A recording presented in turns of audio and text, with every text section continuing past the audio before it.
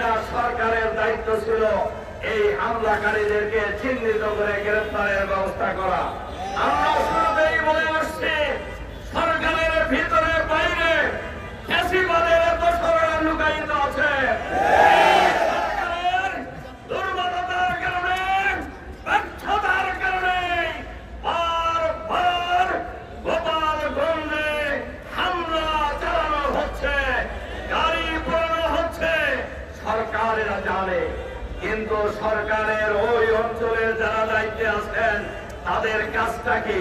কিন্তু আমরা এখন লক্ষ্য করেছি, ওই কোন সরকারি কর্মকর্তাকে তো ওখান থেকে উদ্যোগ করা হয় নাই, কাউকে তো পদত্যাগ করতে বাধ্য করা হয় নাই।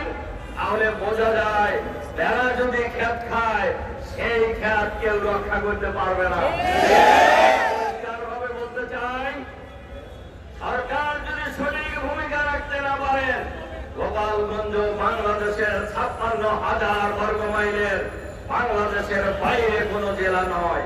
কাজেই গোপালগঞ্জে যারা এই সন্ত্রাসী কর্মকাণ্ড একের পর এক চালাচ্ছে, আর সরকার নীরবে এটা সহ্য করে যাচ্ছে, এতে আমরা এই দেশের মানুষের মাঝে প্রতীয়মান হচ্ছে সরকারের মধ্যে ফ্যাসিবাদের ভূত আছে।